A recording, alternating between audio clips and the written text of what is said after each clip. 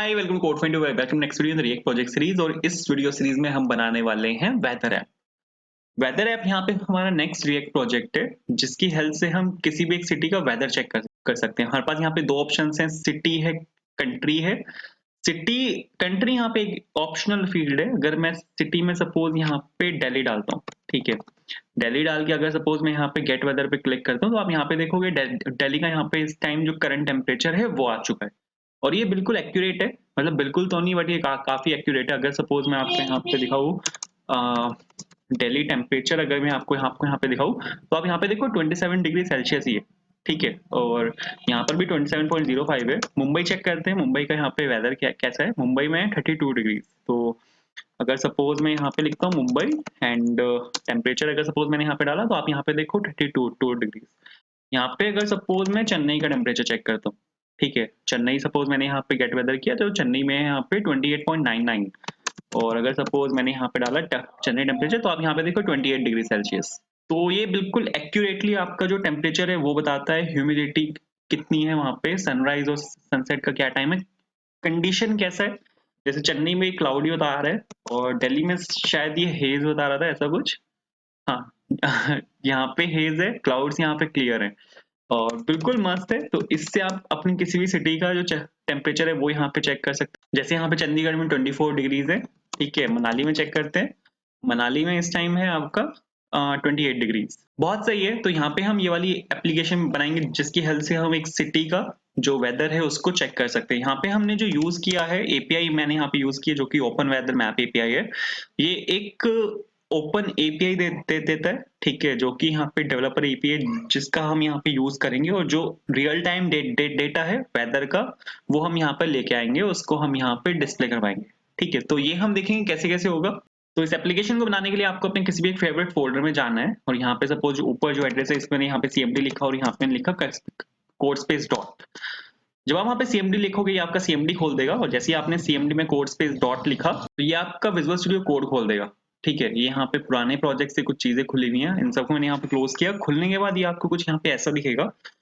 VS code है, CMD को आप यहाँ पे क्लोज कर सकते हो। इसके बाद तो आपको विजुअल स्टूडियो कोड खोलना है किसी भी अपने एक फोल्डर में और उसके बाद आपको यहाँ पे वीएस कोड का जो टर्मिनल है आपको यहाँ पे वो खोल लेना है, ठीक है। मैंने यहाँ पे वीएस कोड का टर्मिनल खोला, शॉर्टकट कमांड दबाई थी मैंने यहाँ पे कंट्रोल शिफ्ट बैकटिक। आप यहाँ पे टर्मिनल पे जाके न्यू टर्मिनल पे क्लिक करके यहाँ से भी खोल सकते हो।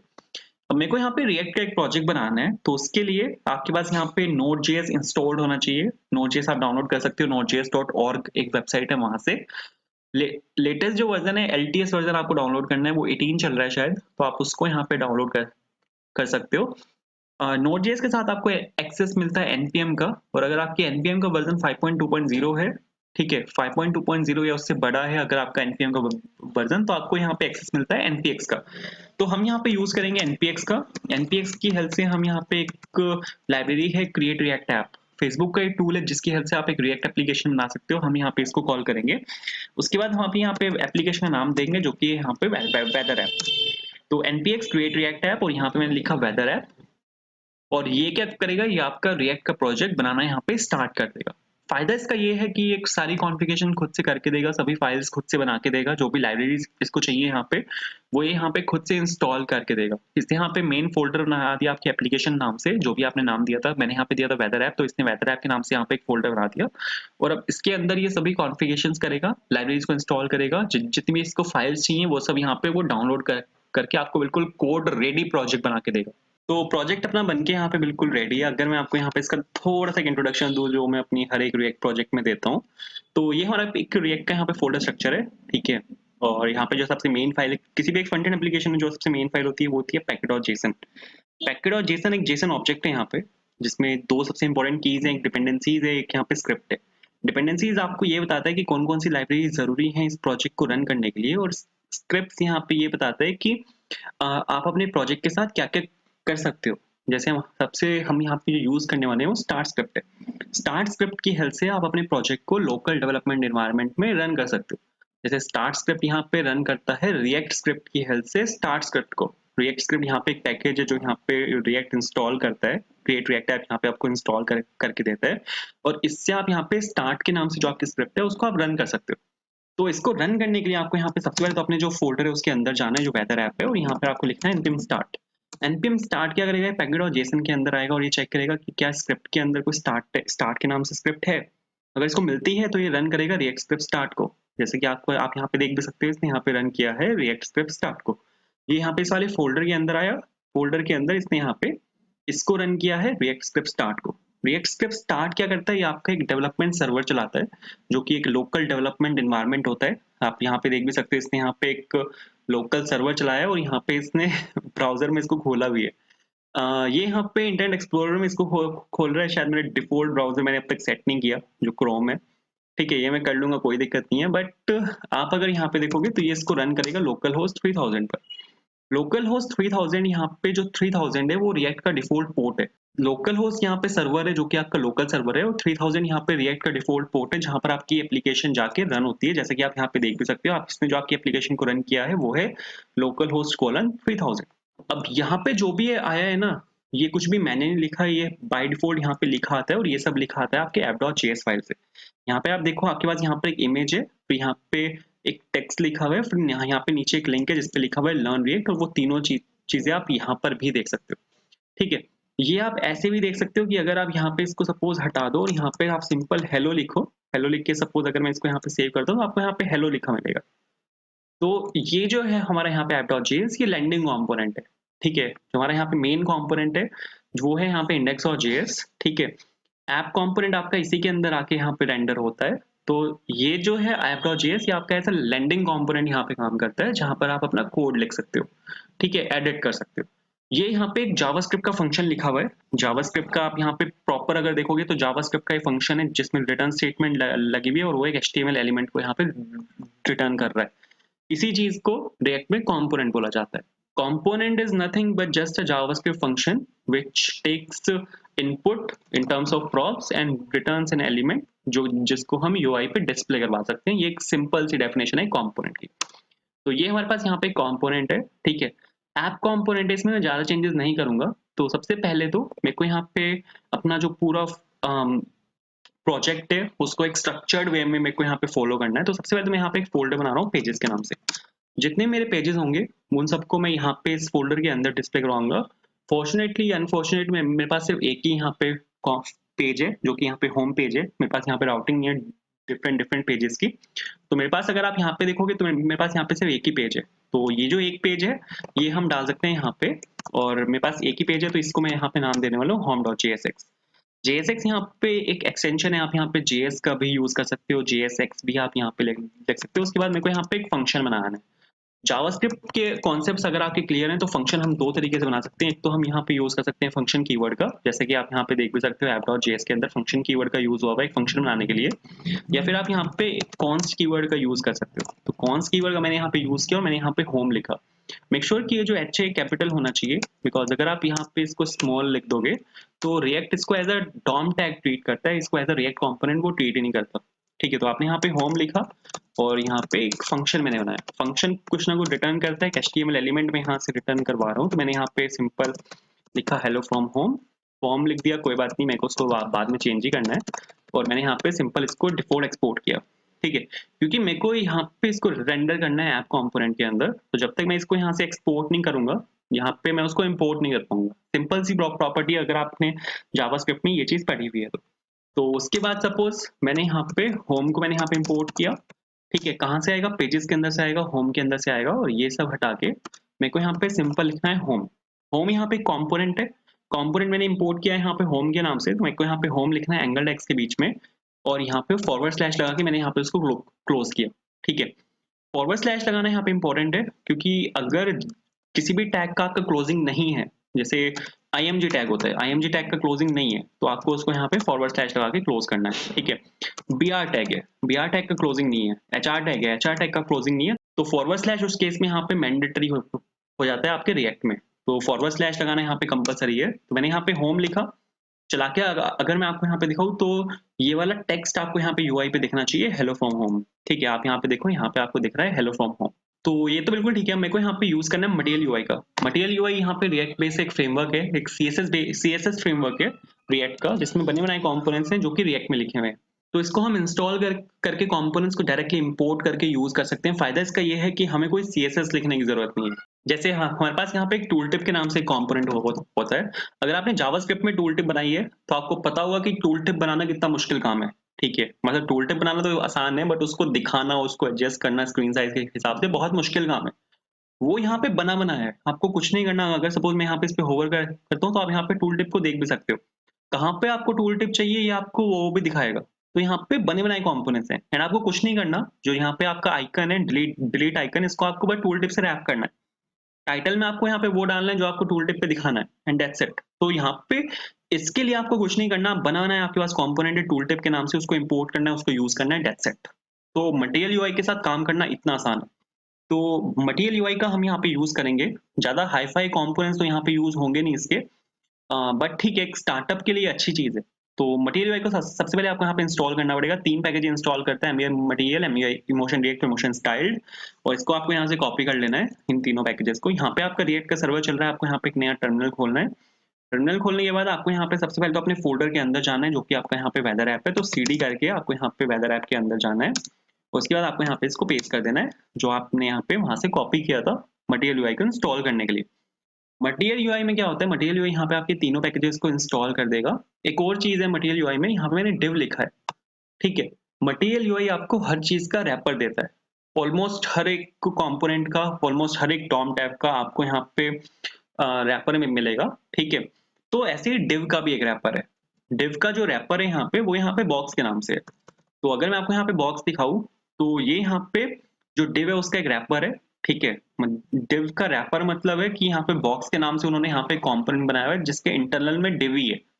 ठीक है, बस इन्होंने यहाँ पे उस पे कुछ क्लासेस लगाई हुई है। तो बॉक्स जो है यहाँ पे वो एज एक रैपर कंपोनेंट है और ये बाय डिफॉल्ट आपको एक डिव ही देता है। लेकिन आप इसको चेंज कर सकते हो, इसमें हमारे पास वेरिएंट्स होते हैं, उसकी हेल्प से आप इसको स्पैन में भी चेंज कर सकते हो। जैसे यहाँ पे कंपोनेंट है, कंपोनेंट इजिकल टू स्पैन। तो अगर आप यहाँ पे बॉक्स में अगर आप कंपोनेंट स्पैन डाल दोगे तो ये स्पैन एलिमेंट में चेंज हो जाएगा। बट अगर आप कुछ नहीं डालोगे तो बाय डिफॉल्ट आपको एक वो देगा, क्या कहते हैं उसको, डिव देगा। तो मेरे को यही यूज करना है। तो सपोज मैंने यहाँ पे इंपोर्ट किया बॉक्स को। कहाँ से आएगा, जो पैकेज आप इंस्टॉल करवा रहे हो, MUI/material। ठीक है, यहाँ से आएगा। अब मेरे को यहाँ पे क्या करना है, बॉक्स की डिव की जगह मेरे को यहाँ पे एक सिंपल सा बॉक्स लिखना है। ठीक है, मैंने यहाँ पे क्या किया, डिव की जगह मैंने यहाँ पे बॉक्स लिखा। आपको अगर मैं इसको चला के दिखाऊँ ना, एक सेकंड देख लेते हैं कंपाइल हो चुका है, कंपाइल हो रहा है। कंपाइल होने के बाद अगर मैं आपको यहाँ पे इसको दिखाऊंगा ना, तो आप यहाँ पे देखोगे कि ये जो यहाँ पे हेलो फ्रॉम होम है, इंटरनली आपको डिव ही देगा। कंपाइल ये हो चुका है, चला के अगर मैं आपको यहाँ पे इसको दिखाऊं, ठीक है, एक सेकंड इंस्पेक्ट करके देखते हैं। यहाँ पे इसको मैंने इंस्पेक्ट किया, बॉडी के अंदर डिव आईडी को रूट के अंदर। आप यहाँ पे देखो, इसने बाय डिफॉल्ट मेरे को एक डिव दिया है और यहाँ पे इसकी क्लास है MUI बॉक्स, जिसमें लिखा हुआ है हेलो फ्रॉम होम। ठीक है, तो बिल्कुल सही है। इसके अंदर अब यहाँ पे मेरे को दो चीजें चाहिए। सबसे पहले तो मेरे को यहाँ पे दो पार्ट्स हैं। अगर आप यहाँ पे देखो, इसको आप अगर एक रैपर मान लो, ये पूरा जो पार्ट है बॉक्स वाला, या पूरा ये मान लो, तो ये जो मोटा मोटा ये दो हिस्सों में डिवाइडेड है। पहला है लेफ्ट वाला हिस्सा जहां पर ये इमेज लगी हुई है, दूसरा है ये राइट वाला हिस्सा। तो मेरे को यहाँ पे दो हिस्से चाहिए। ठीक है, पहला जो होगा यहाँ पे, वो होगा आपका यहाँ पे लेफ्ट वाला हिस्सा। दूसरा जो हिस्सा होगा वो होगा आपका यहाँ पे राइट वाला हिस्सा। ठीक है, तो आई होप इतना क्लियर हुआ होगा। लेफ्ट वाले हिस्से में क्या करना है, मेरे को यहाँ पे इमेज लगानी है।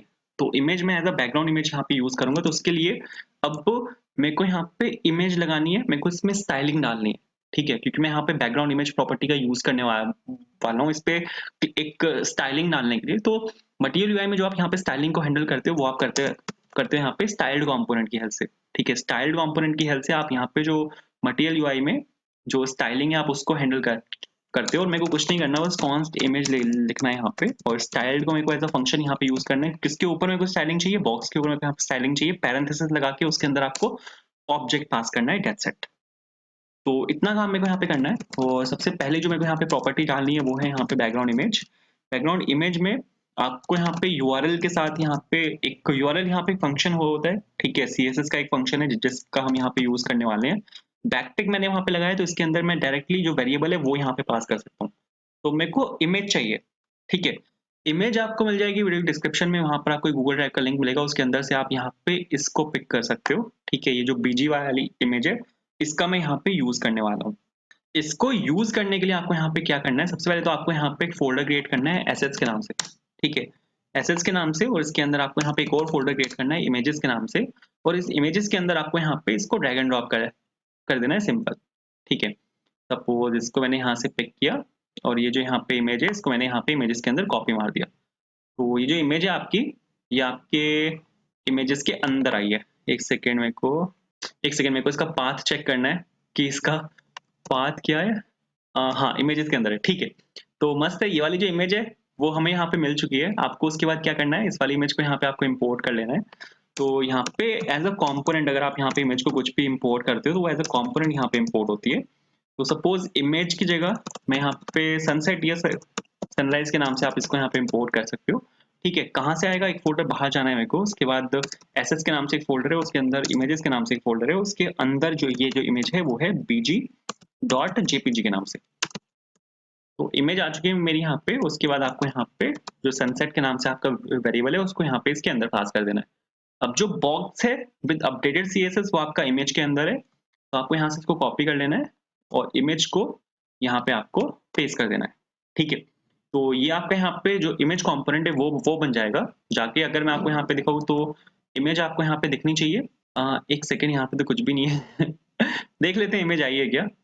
तो इसको यहाँ पे एक्सपैंड किया मैंने, इसको एक्सपैंड किया, इसके अंदर यहाँ पे इसके अंदर इमेज मेरे को मिलनी चाहिए थी, जो कि एक्चुअल में यहाँ पे मिली भी है। मेरे को इसकी हाइट और विड्थ को यहाँ पे डिफाइन करना पड़ेगा, उसके बाद हम जो इमेज है उसको देख सकते हैं। तो सबसे पहले तो मेरे को जो बाहर वाला डिव है उसकी मेरे को हाइट को यहाँ पे डिफाइन करना है। तो एक बॉक्स ले रहा हूँ मैं, यहाँ पे पैरेंथेसिस ऑब्जेक्ट लगाया मैंने, हाइट में यहाँ पे डाल रहा हूँ 100 VH, ठीक है। VH में मैं यहाँ पे हाइट डाल रहा हूँ, VH होता है आपका व्यू पोर्ट, और ये आपका फुल स्क्रीन उठाएगा, मतलब 100 VH का मतलब है कि फुल स्क्रीन। और ओवरफ्लो प्रॉपर्टीज में नहीं होती, तो अगर कुछ भी इसके बाहर जाते हैं तो ओवरफ्लो नहीं होगा, वो सिंपल 100 VH है, ठीक है। तो पेरेंट मैंने यहाँ पे 100 VH डाला। उसके बाद इसमें मेरे को डालना पड़ेगा विथ, और विथ में सपोज ले लेते हैं यहाँ पे 27%, ठीक है। तो एक सेकेंड रिफ्रेश कर लेते हैं, इमेज अब भी नहीं आई। एक मिनट, हाइट देख लेते हैं। हाइट सपोज अगर मैंने यहाँ पे 80% डाला, हाँ अब यहाँ पे इमेज आई है, नाइस। तो इमेज आ चुकी है यहाँ पे। एक और प्रॉपर्टी मेरे को यहाँ पे चाहिए, आपका बैकग्राउंड साइज मेरे को यहाँ पे चेंज करना है। अभी अगर आप यहाँ पे देखो तो जो बैक इमेज है वो मेरे को ये वाला थोड़ा सा सेंटर में चाहिए, ठीक है। बट जो सनराइज है वो एक तरफ हुआ है, तो बैकग्राउंड साइज को मेरे को यहाँ पे करना पड़ेगा कवर, ठीक है। बैकग्राउंड साइज कवर करती है, आप यहाँ पे देखो ये आपका पोजीशन में आ चुका है, और नाइस। एक और चीज मेरे को यहाँ पे चाहिए, अगर सपोज मैं यहाँ पे हेलो लिखता हूँ ना, तो ये आप देखोगे यहाँ पे आएगा इसके नीचे, ये मेरे को साइड बाय साइड चाहिए, क्योंकि ये आपका दूसरा कंपोनेंट है जो राइट वाला कंपोनेंट है। इसके लिए मेरे को यहाँ पे डिस्प्ले फ्लेक्स डालना पड़ेगा। डिस्प्ले फ्लेक्स प्रॉपर्टी क्या क्या क्या करती है, वो दो एलिमेंट्स को साइड बाय साइड अलाइन करती है। आप यहाँ पे देखो हेलो आपका यहाँ पे आ चुका है, इसको मेरे को सेंटर में भी अलाइन करना है। तो उसके लिए मेरे को यहाँ पे अलाइन आइटम्स और सेंटर मेरे को यहाँ पे डालना पड़ेगा। तो अलाइन आइटम सेंटर मैंने यहाँ पे डाला, तो आपका ये सेंटर लाइन हो चुका है, ठीक है। इसको हॉरिजॉन्टली सेंटर अलाइन करना है मेरे को, तो वो हम कर सकते हैं मार्जिन से। मार्जिन में अगर आप यहाँ पे टॉप और बॉटम से तो जीरो होएगा, लेफ्ट और राइट से अगर आप यहाँ पे ऑटो कर दोगे तो ये अपने आप इसको सेंटर अलाइन कर देगा। एक सेकंड, मेरे को लग रहा है इसमें विड्थ नहीं है, तो विड्थ दे देते हैं। विड्थ सपोज डाल रहा हूँ मैं यहाँ पे 65%। तो नाइस, तो आप यहाँ पे देखो अब ये बिल्कुल यहाँ पे सेंटर अलाइन हो चुका है, ठीक है। यहाँ से टॉप लेफ्ट और बॉटम लेफ्ट, यहाँ से मेरे को हल्का हल्का बॉर्डर रेडियस चाहिए। तो इसके लिए हम यहाँ पे डाल सकते हैं बॉर्डर रेडियस, और कितना चाहिए, सपोज टॉप लेफ्ट से 20 पिक्सल, टॉप राइट से 0, बॉटम राइट से 0, बॉटम लेफ्ट से 20 पिक्सल्स, ठीक है। तो अगर आप यहाँ पे इतना लिखोगे तो आप यहाँ पे देखो लेफ्ट लेफ्ट के दोनों कोनों से यहाँ पे घूम चुका है, मस्त है, ठीक है। इसके बाद अब मेरे को राइट वाले पार्ट पे काम है। राइट में मेरे पास दो कंपोनेंट्स होंगे, जो जो यहाँ पे राइट वाला पार्ट है, दो कंपोनेंट्स होंगे। अगर आप यहाँ पे देखो, अगर आप इस पूरे राइट को एक कंपोनेंट यहाँ पे कंसिडर करो तो ये दो पार्ट्स में डिवाइडेड है। पहला तो है ऊपर वाला पार्ट, जहां पर ये एक फॉर्म एलिमेंट टाइप कुछ है। नीचे जो है ये आपका यहाँ पे डिस्प्ले हो रहा है। तो दो दो यहाँ पे मेरे को कंपोनेंट्स बनाने हैं। इसके लिए मैं यहाँ पे एक फोल्डर बना रहा हूँ यहाँ कंपोनेंट्स के नाम से, ठीक है, क्योंकि वो पेजेस में नहीं आएगा, ये आएगा आपका यहाँ पे कंपोनेंट्स के अंदर। कंपोनेंट्स के अंदर मैंने यहाँ पे सपोज लिखा फॉर्म डॉट JSX, ये मेरा यहाँ पे फर्स्ट कंपोनेंट होगा, और सेकंड होगा यहाँ पे सपोज रिजल्ट डॉट JSX, जहाँ पर मैं अपने रिजल्ट जो है या रिजल्ट या फिर इंफॉर्मेशन ले लेते हैं, या वेदर डॉट JSX ले सकते हैं, इंफॉर्मेशन ले लेते हैं, ठीक है।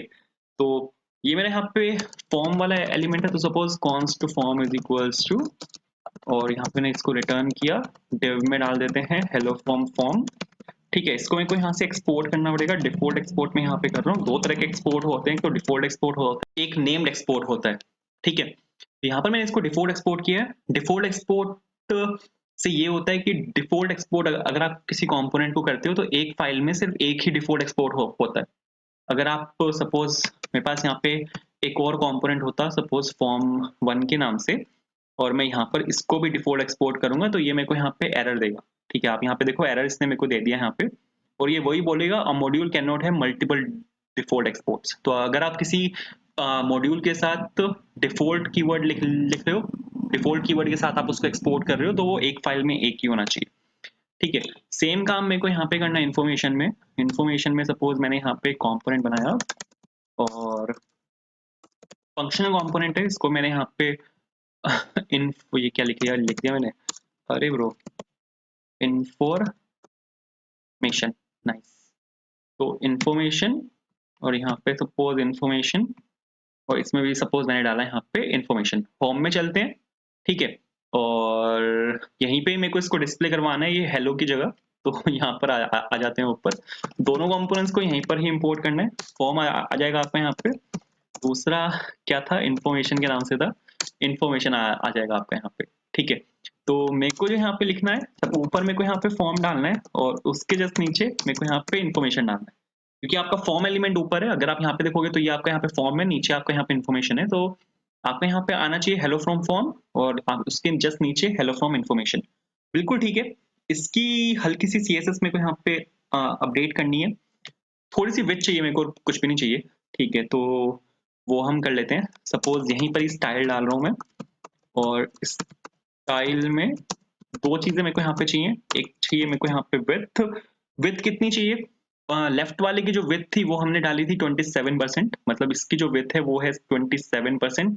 बचा कितना, बचा है आपका यहाँ पे 73%, तो इसकी हम यहाँ पे देंगे 73%, ठीक है। और हाइट ले लेते हैं, हाइट कितनी, ऊपर हमने हाइट डाली है क्या, हाँ हाइट डाली है हमने यहाँ पे 80%, सेम ही चाहिए, 80% ले लेते हैं, ठीक है, क्योंकि छोटा बड़ा नहीं दिखना चाहिए, वो सेम होना चाहिए। तो यहाँ पे हाइट आ चुकी है, और आप यहाँ पे देखो हेलो फ्रॉम फॉर्म और हेलो फ्रॉम इन्फॉर्मेशन जो यहाँ पे बिल्कुल परफेक्ट चल रहा है। तो सर ये तो बिल्कुल यहाँ पे ठीक है। अब मेरे को अपना जो फॉर्म एलिमेंट है वो बनाना है यहाँ पे, तो अपने जो फॉर्म एलिमेंट है उस पर चलते हैं। और फॉर्म एलिमेंट में सबसे पहले तो डिवनी मेरे को यहाँ पे यूज करना, मैं यहाँ पे यूज कर रहा हूँ अपने बॉक्स का। तो बॉक्स का मैंने यहाँ पे यूज किया, कहाँ से आएगा, एमवीएम मटेरियल से आएगा। तो आप यहाँ पे जो आपका डिव है उसको आप यहाँ पे रिप्लेस कर सकते हो आपके बॉक्स से। अगर आप यहाँ पे देखो तो दो चीजें मेरे को यहाँ पे चाहिए, या आपके यहाँ पे इनपुट फील्ड है, दो इनपुट फील्ड चाहिए मेरे को यहाँ पे, और तीसरा मेरे को यहाँ पे चाहिए आपका बटन। दोनों चीजें हमारे पास यहाँ पे होती हैं। अगर आप यहाँ पे देखो टेक्स्ट फील्ड के नाम से आपके पास यहाँ पे कंपोनेंट होगा जो आपको यहाँ पे इनपुट फील्ड देता है। Input type is equals to text, जो हम HTML लिखते हैं उसका यहाँ पे रैपर है टेक्स्ट फील्ड। तो टेक्स्ट फील्ड आपको यहाँ पे ये देता है, तीन चार तरह की टेक्स्ट फील्ड्स हैं यहाँ पे, और आप यहाँ पे देखो टेक्स्ट फील्ड, ये यहाँ पे टेक्स्ट फील्ड है, ये यहाँ पे इसके वेरिएंट्स हैं, आउटलाइन, फील्ड और स्टैंडर्ड। बाय डिफॉल्ट जो आता है वो यहाँ पे स्टैंडर्ड आता है, ठीक है, ये शायद आउटलाइन आता है बाय डिफॉल्ट, ये चेक करना पड़ेगा मेरे को, भूल गया मैं अभी। और आप यहाँ पे देखो तो काफी तरह का है, डिसेबल्ड आप कैसे कर सकते हो, या फिर डिफॉल्ट वैल्यू इस तरह से कैसे लिखना है, तो ये यहाँ पे सभी इसके वेरिएंट्स हैं। तो ये आप यहाँ पे चेकआउट कर सकते हो। एरर हैंडलिंग अगर आपको करनी है इसमें, वैलिडेशन आप कैसे डाल सकते हो, तो वो भी है यहाँ पे, सब है। मैं जो यहाँ पे यूज करने वाला हूँ वो मैं यहाँ पे यूज करने वाला हूँ इनपुट बेस का, ठीक है। इनपुट बेस यहाँ पे एक वो है, क्या क्या क्या कहते हैं इसको, इनपुट बेस जो है एक टेक्स्ट फील्ड की तरह काम करता है। ये जो आप यहाँ पे बीच में देख रहे हो ये यहाँ पे इनपुट बेस की हेल्प से है। तो इनपुट बेस भी यहाँ पे टेक्स्ट फील्ड है। हाँ, मैं जनरली प्रेफर करता हूँ कि मैं इनपुट बेस का यूज करूँ ओवर टेक्स्ट फील्ड। ये मेरा पर्सनल एक्सपीरियंस है कि मेरे को लगता है कि इनपुट बेस में जो CSS की हैंडलिंग है वो थोड़ा सा इजी है, टेक्स्ट फील्ड में भी हो जाता है, ठीक है, जो आप इनपुट बेस में कर सकते हो वो उससे उतना ही आप टेक्स्ट फील्ड में भी कर सकते हो, but text field input base में जो सीएसएस हैंडलिंग है वो रिलेटिवली ईज़ी है। तो मैं यहाँ पे इनपुट बेस का ही यूज़ करने वाला हूँ टेक्स्ट फील्ड बनाने के लिए। तो मैंने सपोज़ यहाँ पे इनपुट बेस लिखा और इसके अंदर जस्ट यहाँ पर मैंने लिखा सपोज़ 2 मेरे को यहाँ पे चाहिए, ठीक है? 2 टेक्स्ट फील्ड मेरे को यहाँ पे चाहिए, तो 2 मैंने यहाँ पे इनपुट बेस लिखे।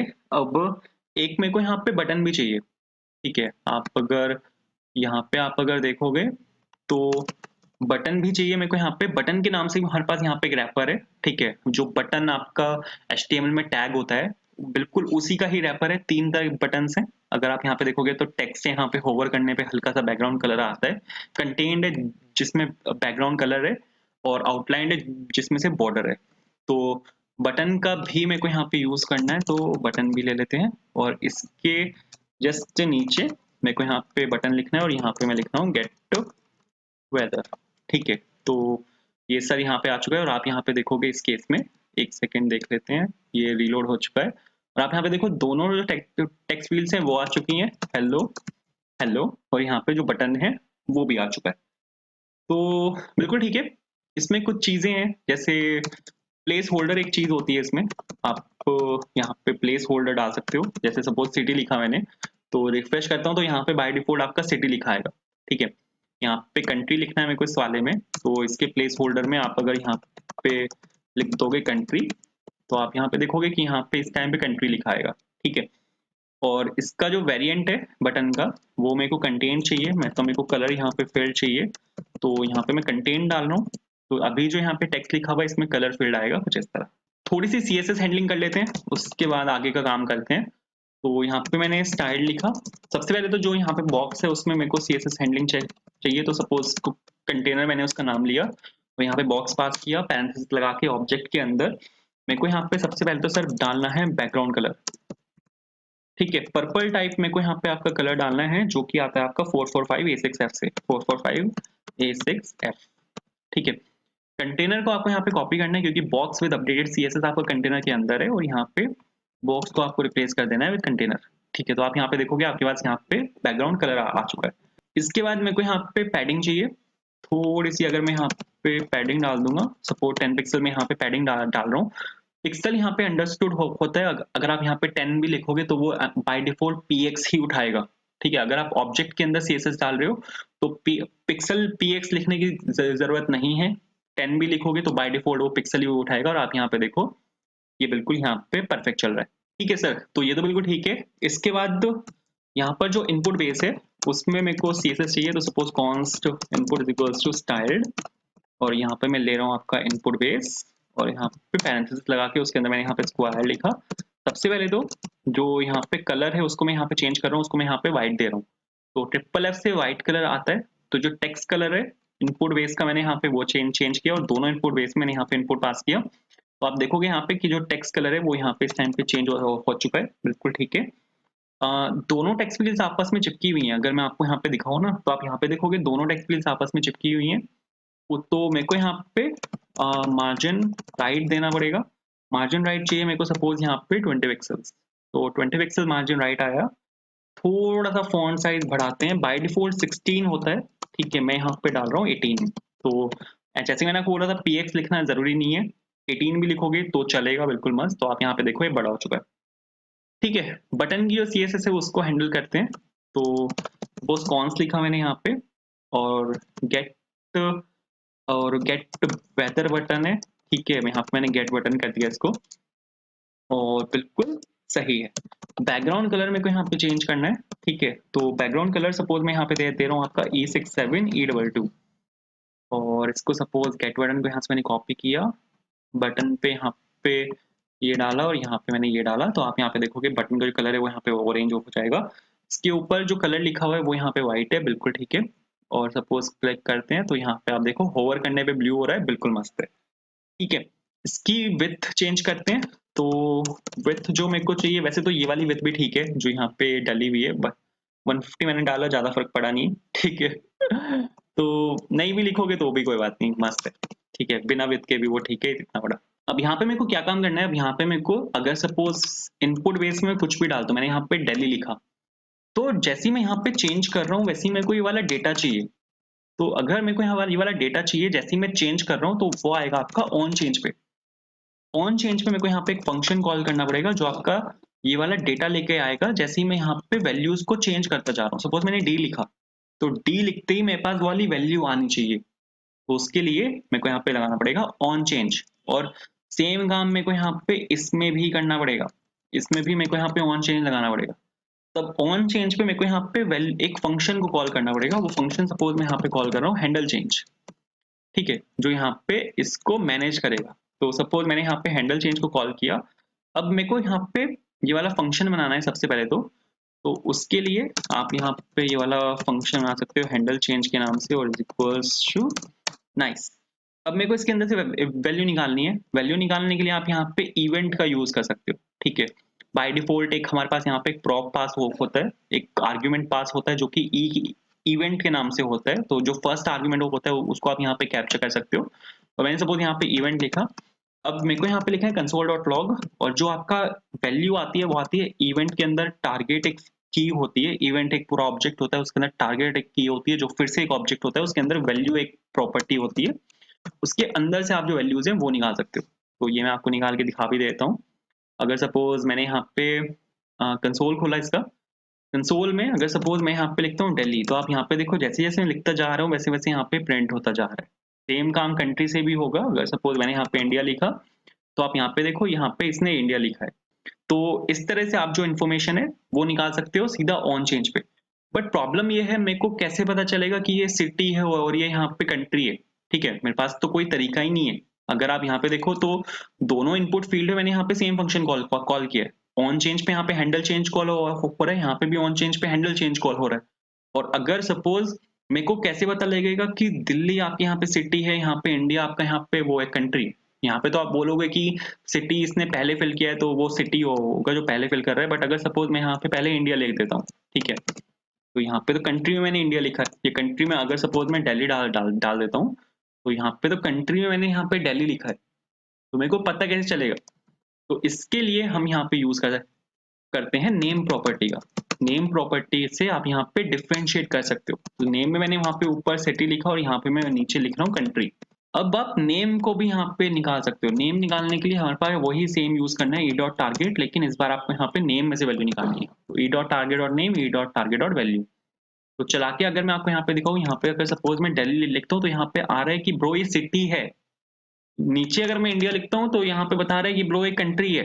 तो आप नेम से जो है डिफरेंशिएट कर सकते हो। बहुत सही। अब जो ये वैल्यू मैंने यहाँ पे निकालनी है, इसको मेरे को कहीं पे स्टोर भी तो करवाना पड़ेगा। तो स्टोर कराने के लिए हम यहाँ पे यूज करेंगे यूज इफेक्ट का।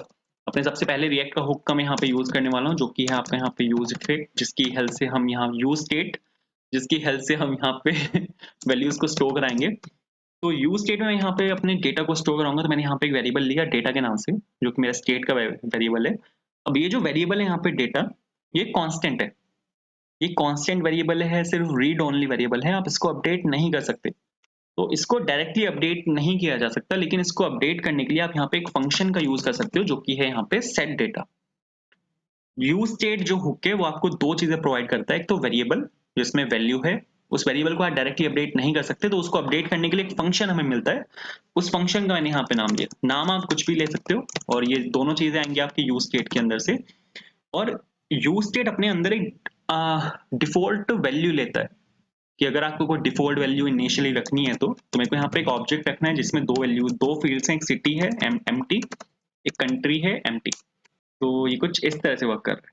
अब मेरे को यहाँ पे क्या करना है, ये जो डेटा यहाँ से निकल के आ रहा है, इसको मेरे को इसके अंदर पुश करना है। तो उसके लिए मैं यहाँ पे यूज कर सकता हूँ सेट डेटा का, और मैं यहाँ पे डायरेक्टली मैं यहाँ पे डाल सकता हूँ सिटी ई डॉट टारगेट और डॉट वैल्यू। बट यहाँ पे एक प्रॉब्लम है। प्रॉब्लम यहाँ पर ये है कि मैं सिटी यहाँ पे डायरेक्टली नहीं डाल सकता, क्योंकि यहीं पे ही कंट्री भी आ रहा है और यहीं पे ही सिटी भी आ रहा है। तो अगर सब कंट्री आया तो उस सिटी में कंट्री को भी डाल देगा। तो ये जो आपका यहाँ पे ये वाली की है, ये यहाँ पे इस केस में वेरिएबल है। तो उस केस में आपको यहाँ पे इसको स्क्वायर ब्रैकेट के अंदर डालना पड़ेगा। जब भी एक ऑब्जेक्ट में आप की का यूज करते हो, तो जो की होती है ना, वो आपके अगर आपका वेरिएबल है तो उसको आप स्क्वायर ब्रैकेट के अंदर लिखते हो। तो यहाँ पे मैंने डाला e.target.name। कंसोल करा के अगर मैं आपको यहाँ पे डेटा को प्रिंट करा के दिखाऊँ ना, अब भी यहाँ पे एक भसड़ होएगी। तो भसड़ मैं आपको यहाँ पे दिखाता हूँ, ठीक है? ये कुछ गलतियाँ मैं यहाँ पे कर रहा हूँ ताकि आपको क्लियर होता जाए कि मैं ऐसा क्यों कर रहा हूँ, ठीक है? अगर सपोज मैंने यहाँ पे दिल्ली लिखा, तो आप यहाँ पे देखो सिटी में यहाँ पे दिल्ली आ चुका है। पहले इनिशियली सिटी और कंट्री दोनों थे क्योंकि डिफॉल्ट वैल्यू मैंने यहाँ पे डाली हुई है। बट जैसे ही मैंने यहाँ पे सिटी लिखा, सिटी ने क्या किया, कंट्री को ओवरराइड मार दिया। कंट्री यहाँ से ऑब्जेक्ट से जा चुका है। अब जैसे ही मैं कंट्री लिखूंगा तो आप देखोगे सिटी ओवरराइड हो जाएगा, क्योंकि मैं यहाँ पे क्या कर रहा हूँ, मैं यहाँ पे ऑब्जेक्ट को बार बार मैं ओवरराइड कर रहा हूँ, अपेंड नहीं कर रहा, ठीक है? तो आपको यहाँ पे पहले तो वैल्यूज को अपेंड करना है कि ब्रो जो जो वैल्यूज पड़ी हुई हैं वो उनको पड़ा रहने दो, जो नई वैल्यूज आपको इंसर्ट करनी है आप सिर्फ वो करो। तो उसके लिए आपको यहाँ पे रेस्ट ऑपरेटर का यूज करना पड़ेगा और यहाँ आपको यहाँ पे डेटा को स्प्रेड करना पड़ेगा, ठीक है? तो मैंने यहाँ पे जो आपका स्प्रेड ऑपरेटर है मैंने यहाँ पे उसका यूज किया और मैंने यहाँ पे डेटा को स्प्रेड कर दिया ताकि ब्रो वैल्यूज अपेंड हो, क्योंकि आपकी जो वैल्यूज हैं वो डेटा में पड़ी हुई हैं। तो मैंने यहाँ पे डेटा को स्प्रेड कर दिया कि डेटा में जो वैल्यूज ऑलरेडी हैं वो रहें और जो नेक्स्ट वैल्यूज हैं वो अपेंड होती रहें। सेव करके दिखाता हूँ मैं आपको यहाँ पे। तो आप यहाँ अगर यहाँ पे देखोगे मैंने यहाँ पे दिल्ली लिखा तो कंट्री आपका जुगातू है। सिटी में वैल्यूज अपडेट हुई है, कंट्री जुगातू है। कंट्री मैंने यहाँ पे इंडिया लिखा तो आप यहाँ पे देखो city as it is, countries में आपकी यहाँ पे वैल्यू आई, ठीक है? अब इसके बाद अब यहाँ पे मेरे को क्या काम करना है, ये आपके वैल्यूज यहाँ पे आ चुकी हैं। अब मेरे को जो ये वाला बटन है आपका गेट वेदर, इस पे मेरे को आपका एक फंक्शन कॉल करना है, क्योंकि एटलास जो है मेरे को यहाँ पे एक एपीआई कॉल मारनी पड़ेगी। तो उसके लिए हम यहाँ पे ऑन क्लिक पे सपोज मैं यहाँ पे एक फंक्शन कॉल कर रहा हूँ जो कि है यहाँ पे गेट वेदर इन्फो, जो आपकी वेदर की इंफॉर्मेशन लेके आएगा। और सपोज यहाँ पे मैंने लिखा const get weather info this and this. एक एपीआई अब यहाँ पे मेरे को कॉल करनी पड़ेगी। डेटा में मेरे पास यहाँ पर है, एपीआई मेरे को यहाँ पे कॉल करनी है, तो उसके लिए मैं यहाँ पे एक अलग से फोल्डर बना रहा हूँ सोर्स के अंदर सर्विसेज के नाम से।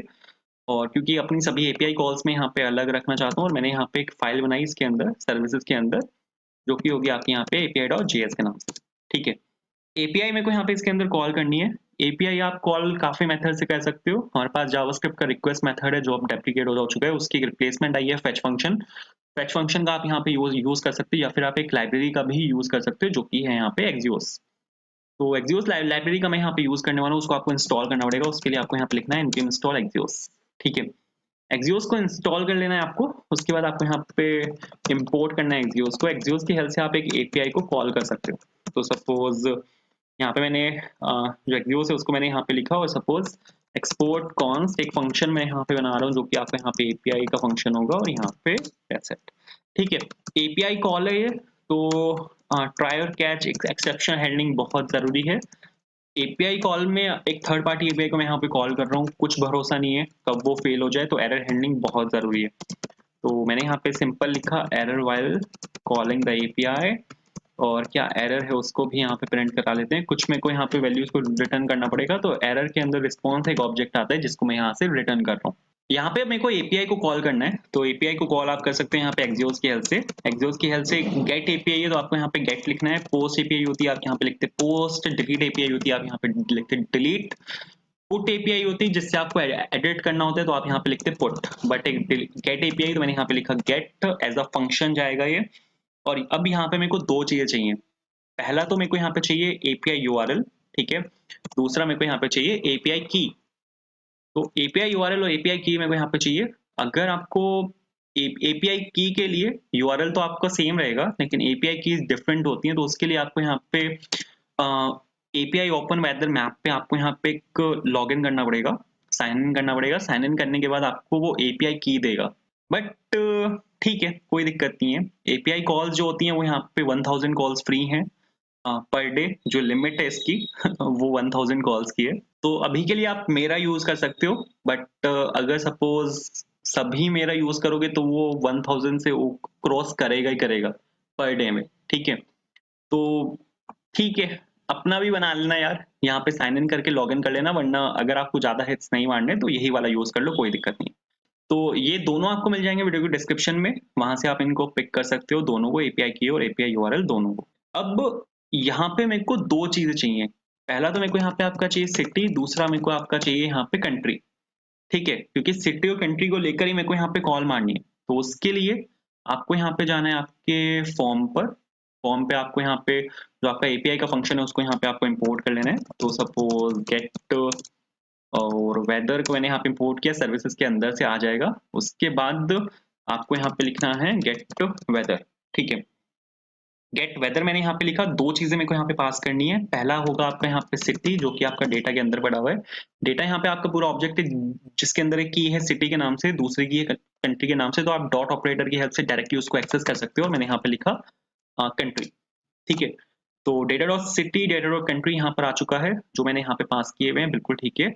टेम्पलेट स्ट्रिंग का मेरे को यहाँ पे यूज करना है। ठीक है, और सबसे पहले मेरे को यहाँ पे लिखना है आपका API URL, API underscore URL. ठीक है, एपीआई यूआरएल लिखने के बाद आपको यहाँ पे क्वेरी पैरम्स पास करने हैं। तो सबसे पहले तो आपको यहाँ पे क्यू में अपना यहाँ पे सिटी पास करना है। सिटी एक वेरिएबल है, तो आपको यहाँ पे इस तरह से इसको यहाँ पे पास करना है, जो हमने आर्ग्यूमेंट में लिया है। ठीक है, कॉमा लगा के कंट्री अगर है, कंट्री यहाँ पे ऑप्शनल फील्ड है, बट अगर आप कंट्री पास कर रहे हो तो कंट्री आपको यहाँ पे लिखना है। एंड ऐप आईडी यहाँ पे आपको पास करना है, जो फिर से आपका यहाँ पे एक वेरिएबल है। तो इसमें आपको पास करना है आपका एपीआई की, और एक फील्ड है जो कि है and units is equals to metric, आपको यहाँ पे ये पास करना है। ठीक है, तो ये आपका यहाँ पे पूरा यूआरएल बनेगा। और एक्सियोस जो होता है वो एक प्रॉमिस को रिटर्न करता है, असिंक्रोनस कॉल है, तो आपको यहाँ पे अवेट लगाना पड़ेगा। डॉट देन का यूज भी आप कर सकते हो, बट जो लेटेस्ट कॉन्सेप्ट है वो अवेट का है, तो असिंक और अवेट लगाना पड़ेगा आपको। यहाँ पे अवेट चलता है असिंक फंक्शंस के अंदर, तो आपको फंक्शन के साथ असिंक लगाना पड़ेगा। ठीक है, एक रिजल्ट भी आएगा इसका, तो लेट रिस्पॉन्स करके इसको एक ले लेते हैं यहाँ पे, क्योंकि गेट एपीआई है, गेट एपीआई का रिजल्ट आता है। तो रिस्पॉन्स लिया मैंने यहाँ पे, और उसके बाद आपको यहाँ पे रिटर्न कर देना है रिस्पॉन्स डॉट डेटा को। एक्सियोस जो होता है ना, वो काफी सारी चीजों को रिटर्न करता है, जैसे रिक्वेस्ट हेडर है, रिस्पॉन्स हेडर है, डेटा है। ठीक है, तो जो एक्चुअल डेटा आता है आपका, वो डेटा के अंदर आता है।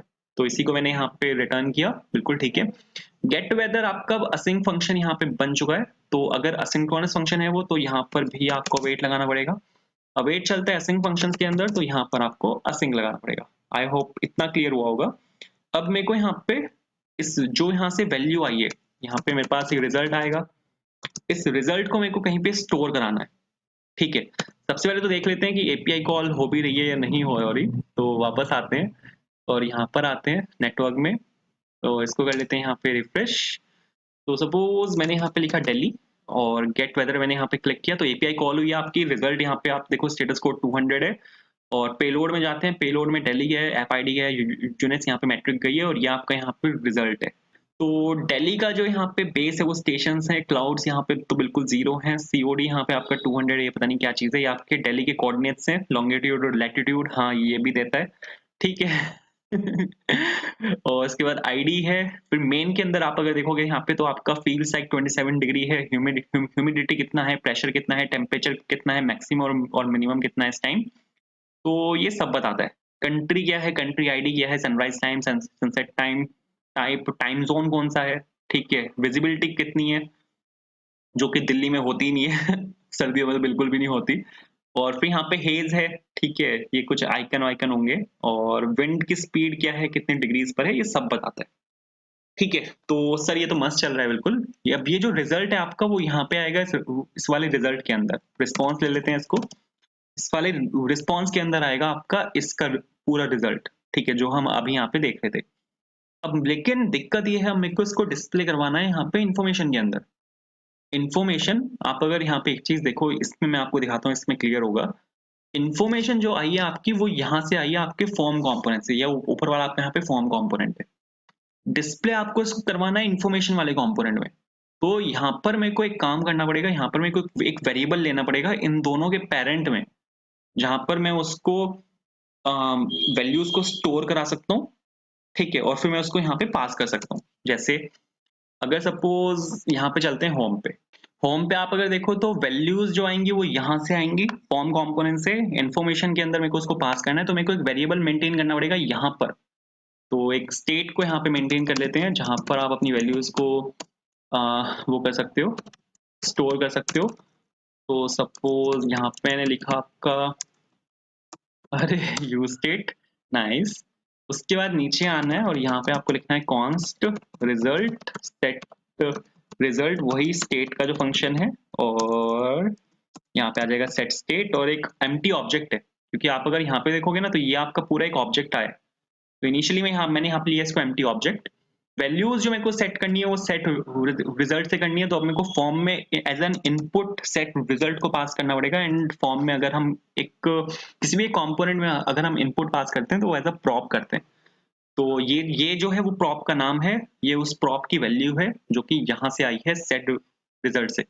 प्रॉप्स जो होता है वो एक ऑब्जेक्ट होता है, तो आप यहाँ पे उसको ऐसे लिख सकते हो प्रॉप्स को, ठीक है, एक वेरिएबल है और ऑब्जेक्ट है, या फिर आप यहाँ पे यूज कर सकते हो ऑब्जेक्ट रिस्ट्रक्चरिंग कॉन्सेप्ट का, और जो वैल्यू चाहिए आप उसको डायरेक्टली निकाल सकते हो। तो सेट रिजल्ट मैंने यहाँ पे निकाला और सेट रिजल्ट के अंदर आपको यहाँ पे डायरेक्टली रिस्पॉन्स को पास करना है, ठीक है, दैट्स इट, इतना सा काम है। इसके बाद आपको यहाँ पे अब जो वैल्यूज हैं वो आपकी सारी रिजल्ट के अंदर आ जाएंगी। रिजल्ट की जो वैल्यूज हैं उसको आपको यहाँ पे इंफॉर्मेशन के अंदर एज अ प्रॉप पास करना है। अब चलते हैं यहाँ पे इंफॉर्मेशन के अंदर, इसके अंदर आप यहाँ पे रिजल्ट को पास कर रहे हो एज अ प्रॉप, तो यहाँ पे आपको रिजल्ट को निकाल लेना है। तो आई होप इतना क्लियर हुआ होगा, ठीक है। अब यहाँ पे मेरे को चेक करना है, अगर रिजल्ट में वैल्यू है अनडिफाइंड का, मेरे को यहाँ पे चेक लगाना है। रिजल्ट में अगर वैल्यू है और object dot keys result, object dot keys क्या करता है, ऑब्जेक्ट डॉट कीज रिजल्ट एक ऑब्जेक्ट है। तो अगर रिजल्ट यहाँ पे एक एम्प्टी ऑब्जेक्ट है तो इसमें एक भी की नहीं है इस केस में, तो ये यहाँ पे रिटर्न करेगा 0। लेकिन अगर सपोज इसमें कोई की है, ठीक है, अगर सपोज इसमें यहाँ पे नेम के नाम से इसमें सपोज एक की है, तो ये यहाँ पे रिटर्न करेगा 1। ऑब्जेक्ट डॉट कीज जो होता है वो एक कीज का एक एरे रिटर्न करता है। अगर ये ऑब्जेक्ट में एम्प्टी है तो ये एम्प्टी एरे रिटर्न करेगा, अगर इसमें की है तो ये जो की है उसको रिटर्न करेगा, ठीक है। और तो ये कुछ ऐसे यहाँ पे काम करता है। ऑब्जेक्ट डॉट कीज जावास्क्रिप्ट का फंक्शन है, बहुत फेमस है। तो मेरे को यहाँ पे चेक करना है object dot keys dot length is greater than 0, कि ऑब्जेक्ट रिजल्ट जो आपका ऑब्जेक्ट है उसके अंदर कीज होनी चाहिए, रिजल्ट आपका एम्प्टी नहीं होना चाहिए। अगर ये सीन है तो उस केस में मेरे को यहाँ पे बॉक्स में वैल्यूज को डालना है, नहीं तो नल पास करना है, ठीक है। तो सर बिल्कुल ठीक है। तो अगर मैं आपको यहाँ पे पी टैग में ये लेके दिखाऊं, पी टैग में इसके अंदर यहाँ पे लिखा रिजल्ट डॉट नेम, ठीक है, सिंपल सा यहाँ पे मैंने ये लिखा। तो आप अगर यहाँ पे देखोगे ब्रो सबसे पहले बोला box is not defined, box को मेरे को यहाँ पे इंपोर्ट करना है। कहाँ से आएगा, MUI मटेरियल से आएगा, बहुत नाइस, ठीक है। एक सेकेंड सर्वर पे चलते, कोई एरर तो नहीं है। तो सपोज दिल्ली डाला मैंने, यहाँ पे दिल्ली लिख के मैंने यहाँ पे गेट वेदर पे क्लिक किया, तो आप यहाँ पे देखो यहाँ पे दिल्ली आया, ठीक है, क्योंकि यहाँ पे नेम में दिल्ली है। आप अगर यहाँ पे देखोगे ना, यहाँ पे नेम में यहाँ पे दिल्ली है, तो इसने नेम ही मैंने प्रिंट कराया था तो इसने यहाँ पे मेरे को दिल्ली दिया है, ठीक है। तो आप अगर यहाँ पे देखो तो ये आपका पी टैग है, बट मटीरियल यूआई में क्या होता है, पी टैग की भी मटीरियल यूआई में एक रिप्लेसमेंट है। मटीरियल यूआई में जो पी टैग की रिप्लेसमेंट है वो है आपका टाइपोग्राफी। टाइपोग्राफी बाय डिफॉल्ट आपको एक पी टैग देता है, बट आप उसको यहाँ पे चेंज कर सकते हो H1 में, H2 में, H3 में। तो उस सब में भी आपको आप यहाँ पे इसको चेंज कर सकते हो। जैसे आप यहाँ पे हेडिंग्स में इसको चेंज कर सकते हो, आपके पास यहाँ पे वेरिएंस होते हैं, कंपोनेंट होता है, तो इसके हेल्प से आप यहाँ पे इसमें चेंज कर सकते हो, ठीक है। तो बाय डिफॉल्ट ये आपको यहाँ पे पी टैग देता है, तो इसकी जगह पी टैग की जगह मैं यहाँ पे यूज करने वाला हूँ टाइपोग्राफी, क्योंकि मैं कोशिश कर रहा हूँ कि मैं ज्यादा से ज्यादा कंपोनेंट यहाँ पे टाइपोग्राफ उसके मटीरियल यूआई के ही यूज करूँ। तो टाइपोग्राफी बोल रहा था मैं। तो मैंने यहाँ पे पी टैग को रिप्लेस किया विद टाइपोग्राफी।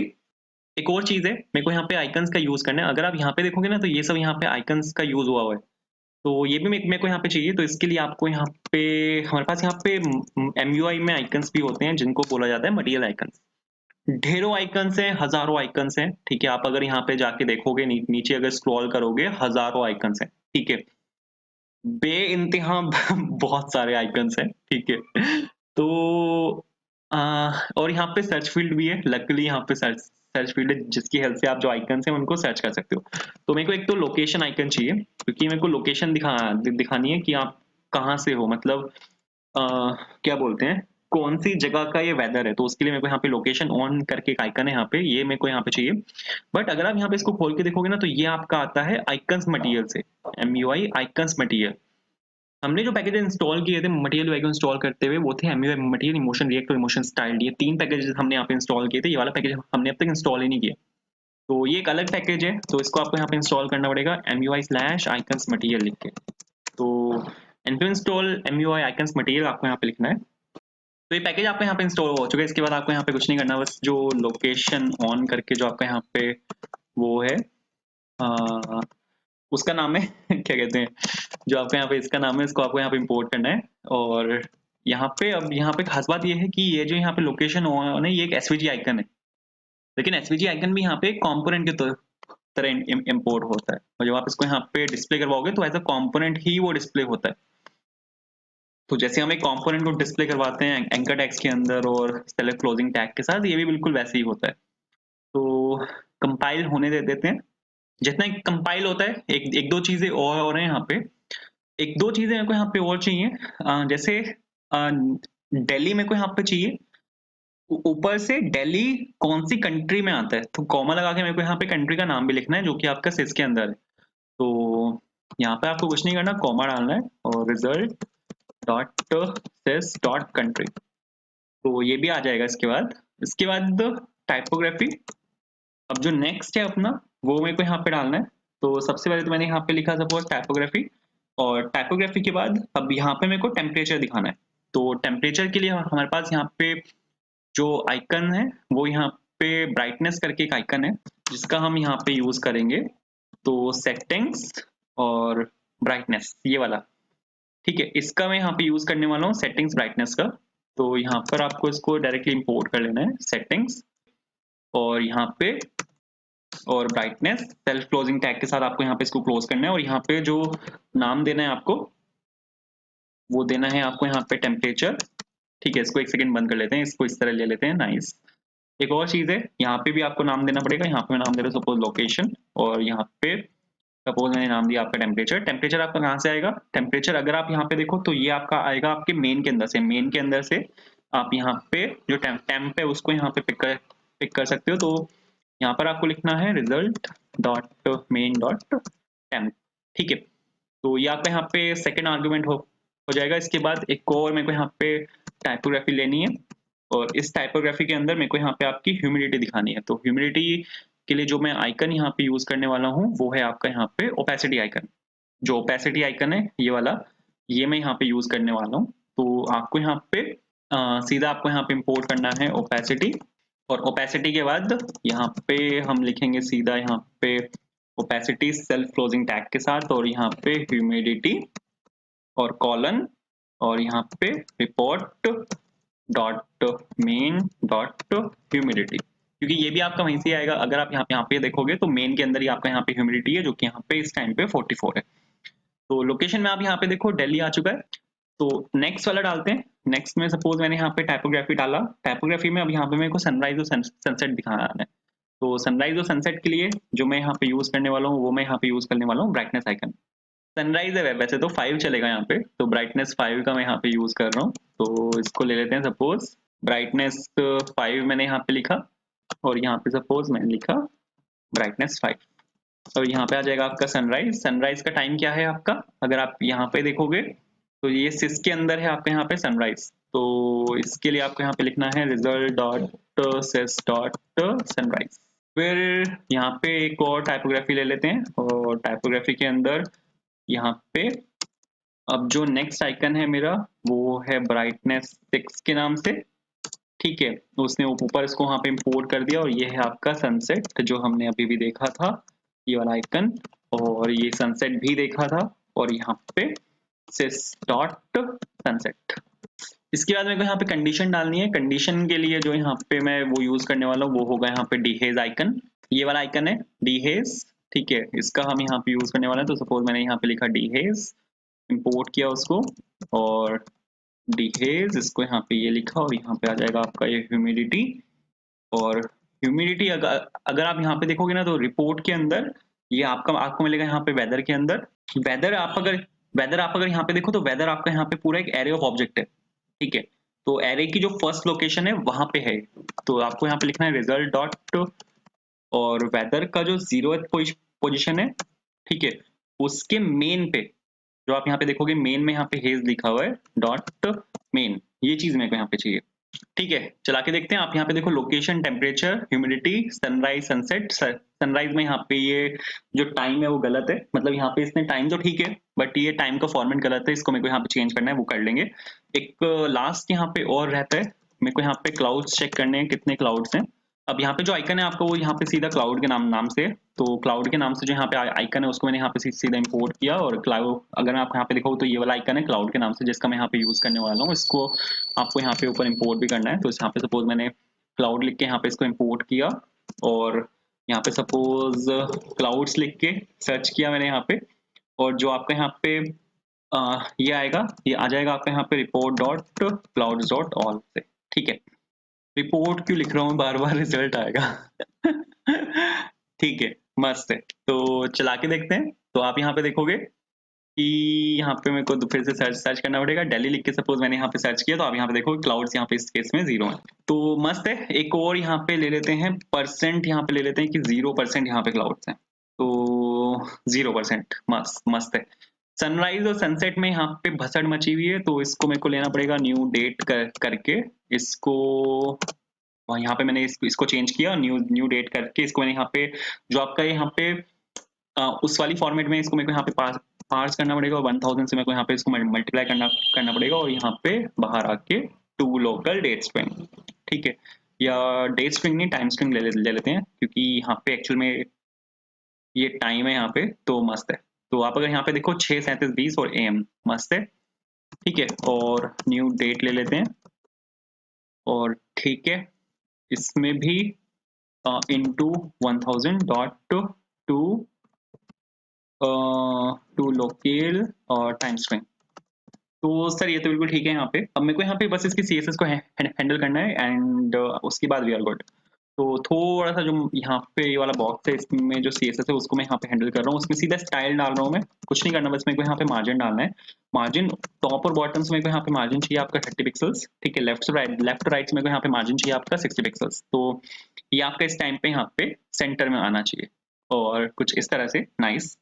उसके बाद अब ये जो पूरा ये जो पार्ट है टाइपोग्राफी का पार्ट है, तो टाइपोग्राफी को मैं यहाँ पे उसमें CSS को मैं यहाँ पे सीधा यूज कर सकता हूँ। तो यहाँ पे सपोज मैं लिखा रो इज इक्वल्स टू, क्योंकि वो एक एक रो ही है। ठीक है, तो सपोज टाइपोग्राफी, और मस्त है। ठीक है, तो टाइपोग्राफी में सबसे पहले तो मेरे को यहाँ पे पैडिंग चाहिए। पैडिंग सपोज मैं यहाँ पे डाल रहा हूँ आपकी 10 पिक्सल्स। अगेन PX लिखना कंपलसरी नहीं है, जैसे कि मैंने आपको बताया था। और सपोज ये मेरे को सब में डालना है।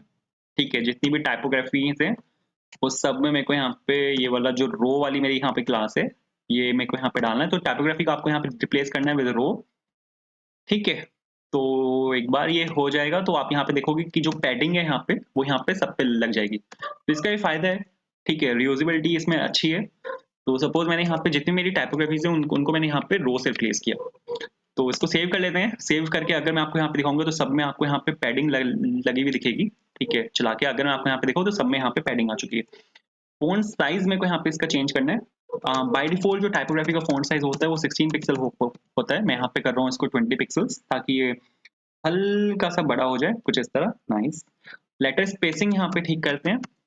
लेटर स्पेसिंग होता है आपका दो लेटर्स के बीच में कितनी स्पेसिंग होनी चाहिए। वर्ड जो आपका बनता है वो लेटर से मिलके बनता है, और दो लेटर्स के बीच में कितना स्पेस होना चाहिए मैंने यहाँ पे उसको इंक्रीज किया है। ठीक है, तो बिल्कुल ठीक है ये तो।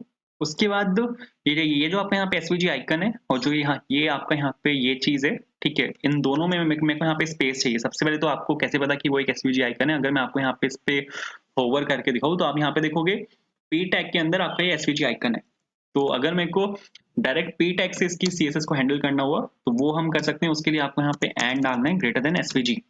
आइकन का नाम कुछ भी हो, ठीक है, इंटरनली वो यहाँ पे डॉम में SVG है, तो आपको यहाँ पे SVG लिखना है। तो P टैग से हम यहाँ पे सीधा इसकी जो CSS है आइकन की उसको यहाँ पे हैंडल कर रहे हैं। कुछ नहीं करना, मार्जिन राइट डालना है मेरे को, ताकि जो वर्ड है और जो आपका आइकन है उन दोनों के बीच में थोड़ा सा स्पेस आ जाए, कुछ इस तरह। क्लाउड्स का जो L है वो कैपिटल हुआ हुआ है, इसको मेरे को यहाँ पे स्मॉल करना है। नाइस। तो या ठीक है। तो एक और चीज मेरे को यहाँ पे हैंडल करनी है। अगर सपोज मैं यहाँ पे रिफ्रेश कर देता हूँ ना, तो यहाँ पे इस केस में ये पूरा आपका एम्प्टी हो जाता है। तो अगर ये यहाँ पे एम्प्टी नहीं होना चाहिए, ठीक है, तो उस केस में यहाँ पर आपका एक टाइपोग्राफी आना चाहिए और टाइपोग्राफी में यहाँ पर सपोज एक टेक्स्ट में यहाँ पे डाल रहा हूँ, please enter the values, please enter the values, ठीक है। तो आपको यहाँ पे ये वाला टेक्स्ट दिखना चाहिए इस केस में, please enter the values to check whether. इसकी मेरे को सीएसएस को हैंडल करना है, तो यहाँ पे कॉन्स्ट एरर करके, एरर नहीं है वैसे वो, बट कोई बात नहीं, ठीक है, एरर ले लेते हैं। तो इसको एरर को यहाँ से मैंने कॉपी किया और आपको यहाँ पे जो टाइपोग्राफी है उसकी जगह यहाँ पे जो एरर है उसको यहाँ पे प्लेस कर देना है, ठीक है, और मस्त है।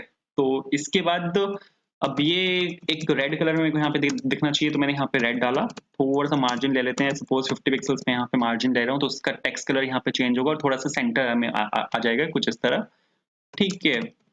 हल्का सा पैडिंग ले लेते हैं जो कि है यहाँ पे 20 पिक्सल्स। तो यहाँ पे हमारा जो प्रोजेक्ट है वो यहाँ पे कंप्लीट होता है। तो अगर मैं आपको यहाँ पे दिल्ली लिख के दिखाता हूँ, सपोज मैंने यहाँ पे दिल्ली लिखा, गेट वेदर किया, तो ये यहाँ से हट जाएगा, आपको यहाँ पे टेक्स्ट दिखेगा, ठीक है। मुंबई करते हैं और मस्त है, ठीक है। लेह में क्या चल रहा है इस टाइम, लेह देखते हैं। अरे भाई -8 है वहां पे, नाइस ब्रो। और ह्यूमिडिटी तो क्लाउड्स है, ह्यूमिडिटी में क्लाउड्स आ रहा है, अच्छा क्लाउड्स में 37% है, ओके। एक सेकेंड, दिल्ली में क्या दिखा रहा है ये, दिल्ली में हेज दिखा रहा है, अच्छा ठीक है। चेन्नई में क्या दिखा रहा है, क्लाउड्स दिखा रहा है। मुंबई में क्या दिखा रहा है, मुंबई में स्मोक, अरे बड़ो। नाइस। तो हमारा यहाँ पे जो प्रोजेक्ट है वो बन के बिल्कुल रेडी है, ठीक है। इस तरह से आप यहाँ पे बना सकते हो एक वेदर ऐप, ये हमने बनाई है यहाँ पे रिएक्ट की हेल्प से। तो अगर आपको प्रोजेक्ट पसंद आए यार, प्लीज वीडियो को लाइक करना, अगर आप चैनल पर नए हो सब्सक्राइब करना। बाकी रिएक्ट प्रोजेक्ट्स, मनस्टैक प्रोजेक्ट्स, जावा प्रोजेक्ट्स और जावास्क्रिप्ट प्रोजेक्ट्स, मन प्रोजेक्ट्स, नेक्स्ट.js प्रोजेक्ट्स, ठीक है, डेस्कटॉप बेस्ड एप्लीकेशंस, आप यहाँ पे व्हाट्सएप क्लोन, फ्लिपकार्ट क्लोन, सब कुछ है, ठीक है। सब कुछ आप यहाँ पे चेकआउट कर सकते हो। सभी वीडियोस का जो लिंक है वो डिस्क्रिप्शन में है, वहां पे भी आप देख सकते हो। कोई भी दिक्कत है आप मेरे को मैसेज कर सकते हो टेलीग्राम पे, इंस्टाग्राम पे। So thank you so much for watching, bye.